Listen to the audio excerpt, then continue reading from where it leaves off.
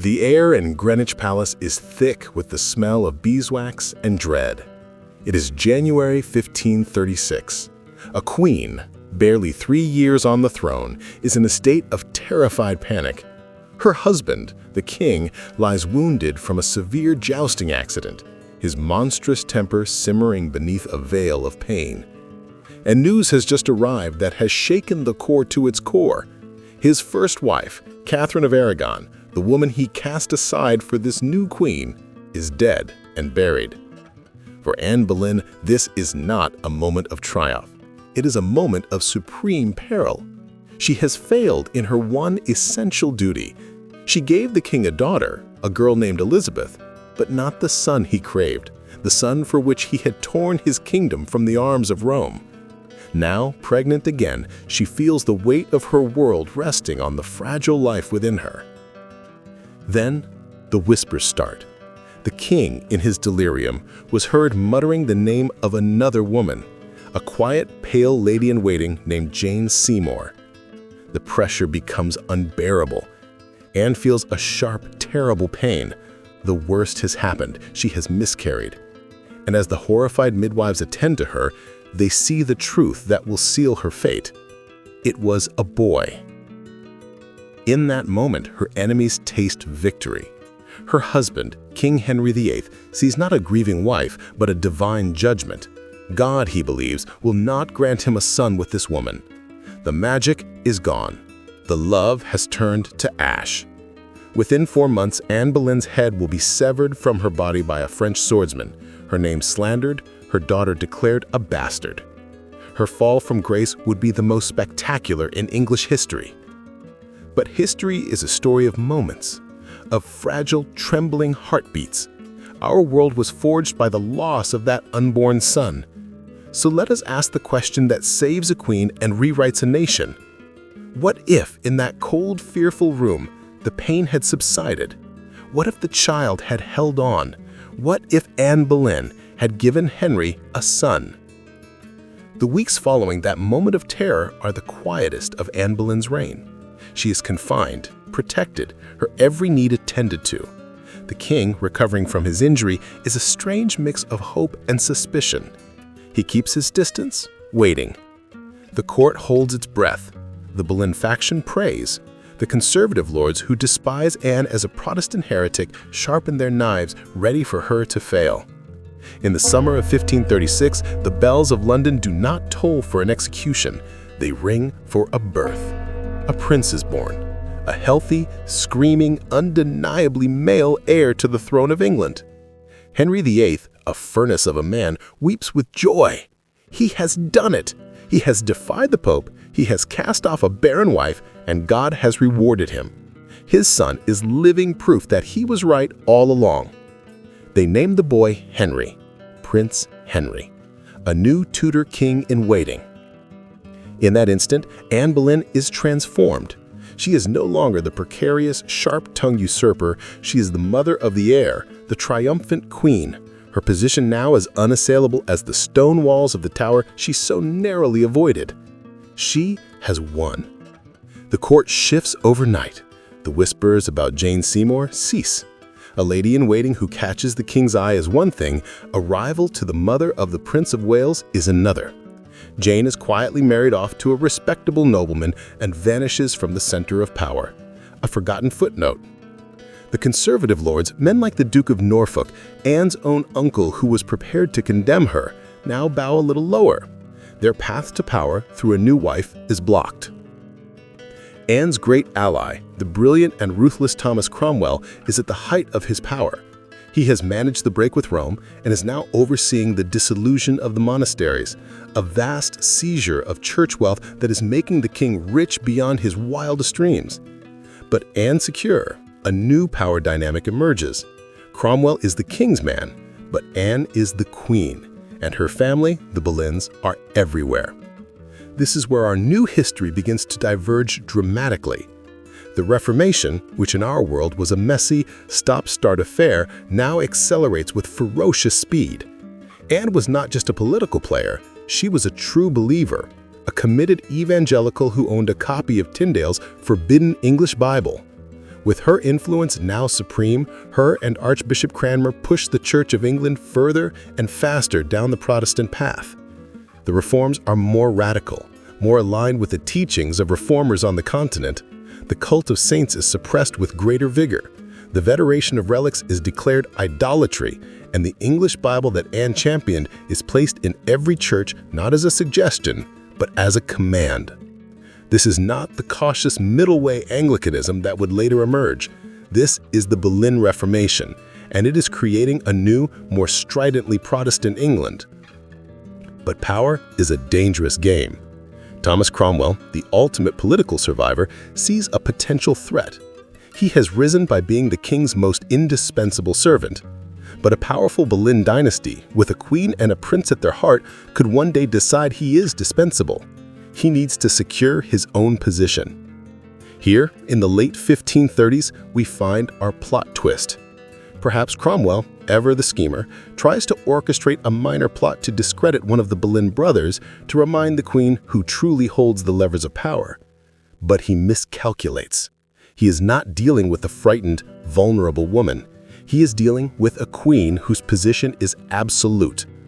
Anne, who knows better than anyone the scent of a conspiracy, goes to the king. She presents him with evidence of Cromwell's machinations.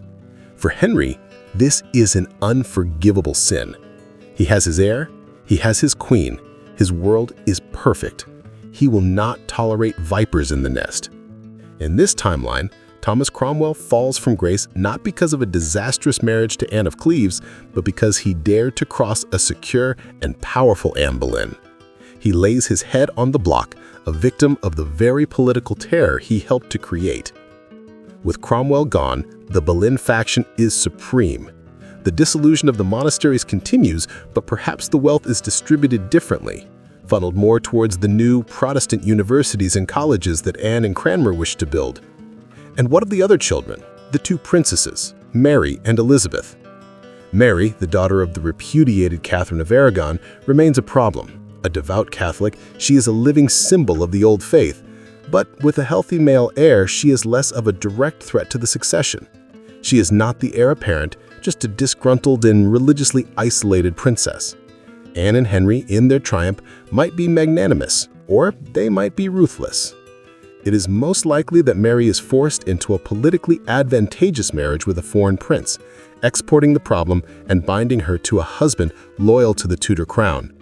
Her chances of ever taking the throne are zero. And then there is Elizabeth. In our world, her mother's execution when she was not yet 3 years old, her subsequent branding as a bastard, and a childhood spent in the shadow of the executioner's axe forged her into the formidable, cautious, and brilliant monarch she became. In this world, she is the cherished daughter of a triumphant queen and the older sister of the future king. She receives a magnificent humanist education, just as before. She is brilliant, sharp-witted, and fiercely intelligent, but she is not forged in the same fire. She is not the survivor of a family tragedy. She is a princess, secure in her position, but always, always second to her brother. The guarded, enigmatic, and almost supernaturally resilient Elizabeth we know from history never comes to be. In 1547, Henry VIII dies, his gigantic body finally giving out. The succession is smooth, undisputed. The crown passes to his son, who ascends the throne as King Henry IX. He is a boy, but he has a powerful and politically astute mother to guide him. Anne Boleyn, the Dowager Queen, becomes the regent of England. Imagine this England, ruled by the woman who was meant to die a traitor, now the most powerful person in the kingdom. She steers the nation firmly on its Protestant course, forging alliances with the Protestant princes of Germany. There is no Catholic resurgence under a Queen Mary. The fires of Smithfield are never lit for Protestant martyrs. The country does not swing violently back and forth between two faiths. It becomes definitively and permanently a Protestant nation, 2 generations before it did in our history. King Henry IX, raised by his evangelical mother, grows into a king utterly different from the one his father was. He is a second-generation reformer, a humanist, maybe a bit of a prig, but a stable ruler for a stable kingdom. And so the great casualty of this new timeline is the woman who defined an age, Elizabeth. She lives her life as a royal princess, perhaps a trusted advisor to her brother the king, a patron of the arts, and eventually is married off to a Protestant prince to secure an alliance. She is a significant historical figure, but she is never Queen Elizabeth I. The Golden Age is a ghost.